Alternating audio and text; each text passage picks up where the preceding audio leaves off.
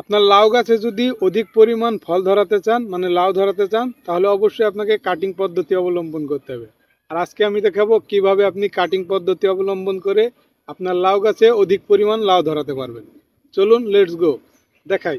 প্রথমে আপনি আপনার লাউ গাছের 11 এবং 12তম পাতার মাথায় যাবেন, মানে প্রথম গোড়া থেকে একেবারে গোড়া থেকে গুনে নেবেন, 11তম এবং 12তম পাতার মাথায় যাবেন।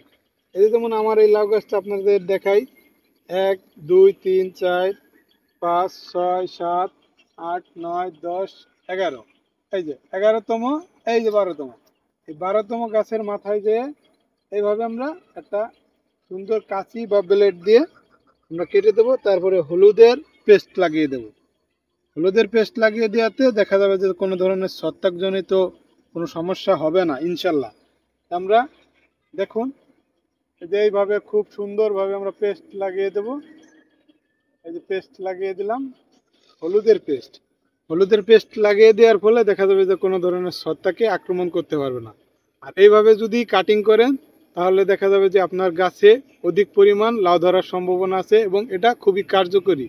আর 11তম এবং 12তম কুশি রেখে তার পরবর্তীতে নিচে যে কুশিগুলো আছে সেই কুশিগুলোকে আপনারা এভাবে ভেঙে দেবেন। আর এইভাবে ভেঙে দেওয়ার ফলে দেখা যাবে যে নিচের জোরটা উপরে চলে যাবে, মানে 11তম এবং 12তম কুশিতে। আর ওই জায়গা থেকে 2টি কুশি থাকবে, মানে 2টি ডগা থাকবে। ওই ডগা থেকে আমরা 2G কাটিং করব ইনশাল্লাহ। আর পরবর্তীতে আবার 3G কাটিং করব। আর এইভাবেই লাউ গাছে অধিক পরিমাণ ফল ধরানো যায়। এটা খুবই কার্যকরী একটা পদ্ধতি। আপনারা চেষ্টা করে দেখুন, আপনাদের গাছেও ইনশাল্লাহ অধিক পরিমাণ লাউ ধরবে। ভিডিওটা যদি আপনার কাছে একটু উপকারী মনে হয় আপনার বন্ধু বান্ধবের সাথে শেয়ার করুন। আর আমাদেরকে ফলো এবং সাবস্ক্রাইব করে রাখুন। ধন্যবাদ। আসসালামু আলাইকুম ওয়া রাহমাতুল্লাহি ওয়া বারাকাতুহু।